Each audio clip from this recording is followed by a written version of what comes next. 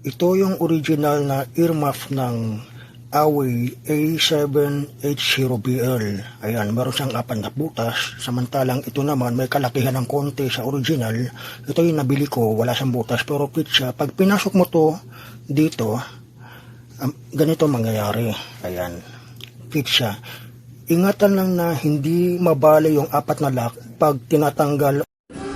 Oh, bago na ang aking yung pads ng headset. Mura lang to guys. Ano lang to, 149, pero kita nyo naman. Pero medyo maluwag siya eh. Pero goods lang. Yan. Pasok naman eh. Tsaka makapal.